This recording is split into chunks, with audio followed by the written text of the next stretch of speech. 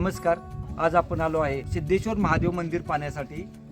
गाव पारनेर, तालुका पारनेर, जिल्हा अहिल्यानगर. पारनेर शहरापासून साधारण 5 किलोमीटर लांब गांजीबोरी जवळा या रस्त्यावर असणारे हे सिद्धेश्वराचे मंदिर आहे. मंदिरामध्ये पूर्वी चारी बाजूने तटबंदी होती. सध्या 2-3 ठिकाणी बुरुज आहेत व विठ्ठल मंदिर आहे. त्या विठ्ठल मंदिरामध्ये एक पुष्करणी आहे. त्या पुष्करणीमध्ये शिलालेख आहे. तसेच या ठिकाणी आल्यानंतर मागं माझ्या पाहू शकतो भव्य हे प्राचीन मंदिर आहे. पराशर ऋषींच्या पदस्पर्शाने पावन झालेली ही वास्तू आहे. या ठिकाणी मंदिर आहे व मंदिरामध्ये बॅक साईडला एक शिलालेख आहे. तसेच लहान सहान अशी भरपूर मंदिर आहेत. अप्रतिम आणि सुंदर महादेवाचे मंदिर आहे. पारनेर शहरामध्ये आल्यानंतर आपण जरूर हे करावे. तसेच या ठिकाणापासून 14 किलोमीटर लांब आपणाला वरोळी गाव आहे. वरोळी गावामध्ये आपल्याला पिंपेश्वर महादेवाचे मंदिर अतिशय निसर्गरम्य ठिकाणी आहे.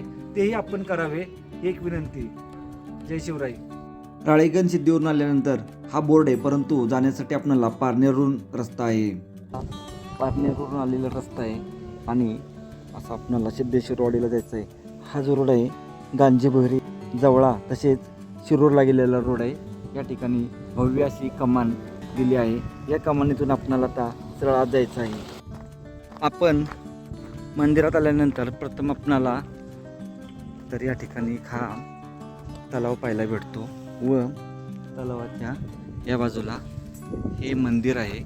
तसेच या बाजूला एक बुरुज बांधलेला पाहायला भेटत आहे. आणि आपण आता हे पाहू, नंतर मुख्य मंदिरामध्ये जाऊ. आपण तो बुरुज आहे तिथं सिद्धेश्वराचे मंदिर आहे, सिद्धेश्वरवाडी.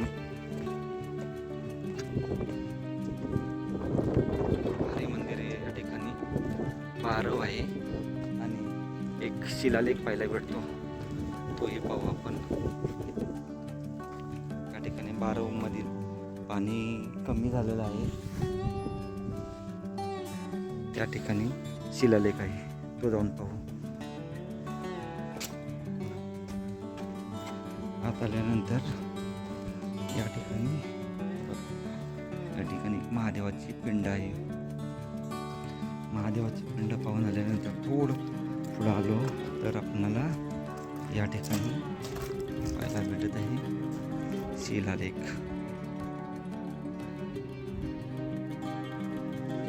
खूपच सुंदर शिलालेख पाहायला भेटत आहे. हा सुंदरसा पारव व इथं बसण्यासाठी ओवऱ्या केलेल्या आहेत.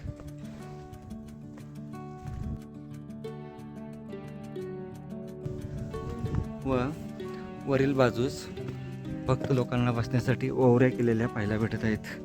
त्या पाहू आता. आणि मुख्य मंदिरात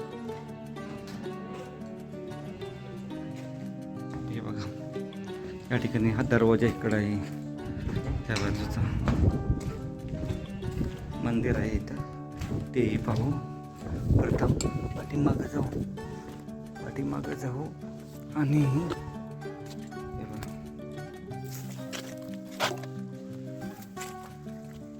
ठिकाणी विठ्ठल रुक्मिणी मंदिराच्या बाहेरच्या बाजूस ही बारव आहे आणि बारवमध्ये हा शिलालेख पाहिला. आपण आता हे तुळशी वृंदावन पाहू आणि नंतर आत मंदिरात दर्शनाला जाऊ. खूप भारी.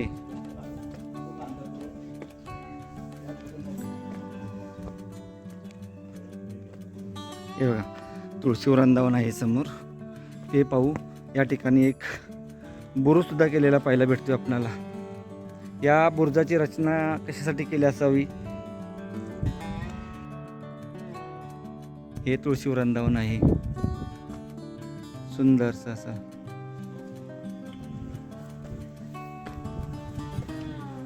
वरील बाजूस तुळशी वृंदावन असं दिसतंय आपल्याला इथं वरून. या ठिकाणी समाधी असावी. आतमध्ये देवडी आहे व हा पाठीमागचा भाग. आता आपण पाहिला हा बुरुज.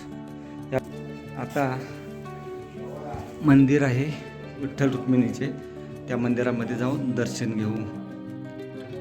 गणेश पट्टी आणि आत आल्यानंतर हे मंदिर विठ्ठल रुक्मिणी मंदिर आहे ते. आणि या ठिकाणी पाणी सोय केली व हे पहा हवा आत येण्यासाठी सुंदर या ठिकाणी थंड हवा येत आहे.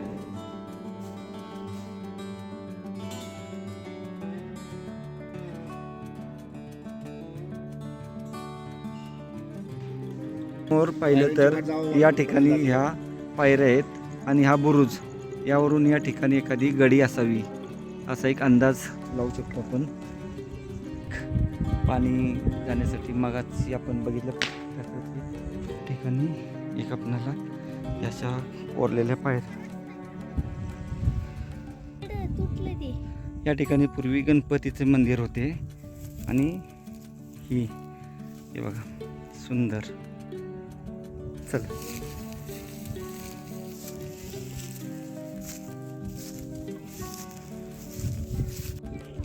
आता ह्या अशा ठिकाणावरून पाहू शकतोय समोरच्या बाजूस पिंडे आहेत महादेवाच्या भरपूर. या ठिकाणी 2 कुंड आहेत ही आणि हे मंदिर आहे. चला आता पाहू एक एक वस्तू. आता मंदिरामध्ये आलो.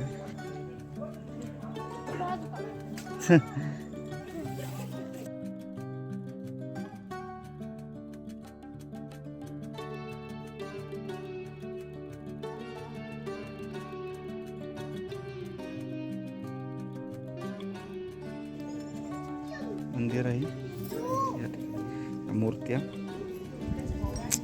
आपण आत आल्यानंतर या ठिकाणी आता खाली जायचं आपल्याला. या ठिकाणी आतमध्ये मंदिर आहे.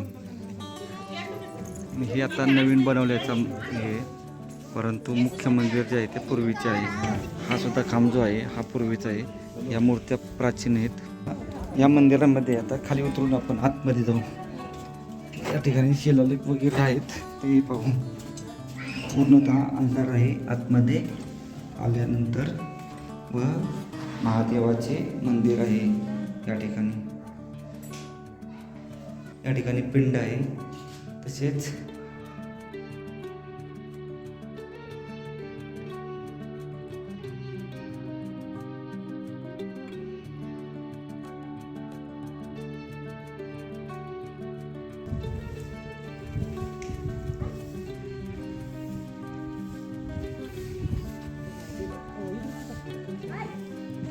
आता या भुयारातील मंदिर पाहिले व मुख्य मंदिरामध्ये आपण आता जाऊ आणि दर्शन घेऊ. या ठिकाणी आपणाला नंदी महाराज पाहायला भेटत आहेत. आपण आता मंदिरामध्ये आलो आहे व बाकीचे वस्तू पाहायला जाऊ. गणेशपट्टी आहे या ठिकाणी व गणेशपट्टी खाली पाहिलं तर आपल्याला या ठिकाणी कीर्तिमुख पाहायला भेटते व कीर्तिमुख पाहून झाल्यानंतर मुख्य मंदिरामध्ये आलो तर आपणाला या ठिकाणी सुंदर अशी महादेवाची पिंड पाहायला भेटत आहे.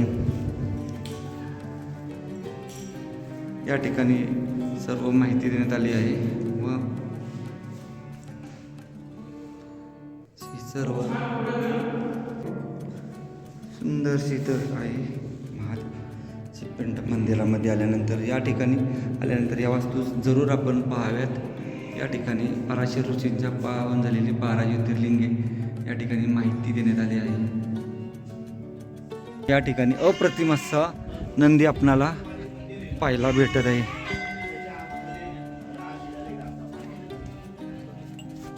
आणि पाठीमागच्या बाजूला एक समाधी पाहायला भेटत आहे.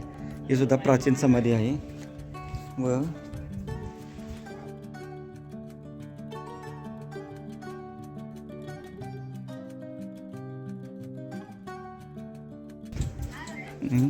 ही एक समाधी आहे इथं.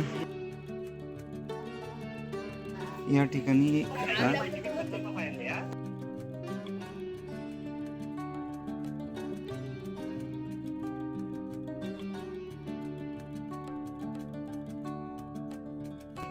खाली उतरताना आपणाला पाहू शकतोय सुंदर असं पुरातन मंदिराचे हे अवशेष आहेत.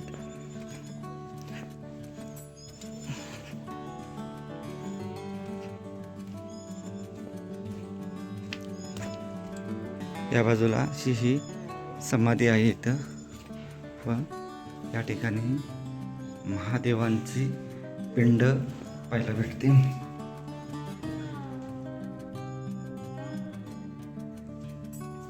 नंदी महाराज, खालील भाग. आपण जी सोनाई बाळा ही लेणी पाहिली, त्या लेणीकडे जाताना सुद्धा आपणाला अशीच दरी व जंगल आहे.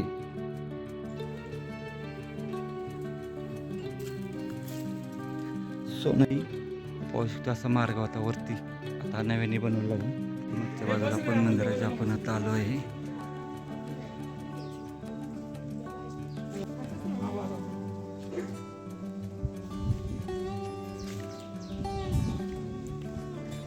ह्या मंदिरातील प्राचीन मूर्ती आहेत.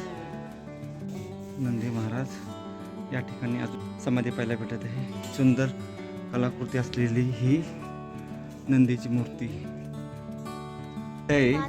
चिमाजी अप्पांनी जी वसईची मोहीम केली त्या मोहिमेमधून आणलेली ही घंटा या ठिकाणी पाहायला भेटत आहे. वरती सिम्बॉल सुद्धा पाहायला भेटतो आपणाला व या ठिकाणी अशी ही माहिती असावी, परंतु वर सिम्बॉल तर आहे.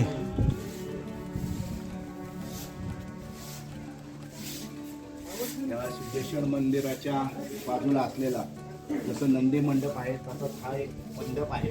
या मंडपाच्या आतमध्ये आपल्याला ही जी घंटा लावलेली आहे, या घंट्याचं मी तुम्हाला आता सगळ्या व्हिडिओच्या माध्यमातून सांगणार आहे.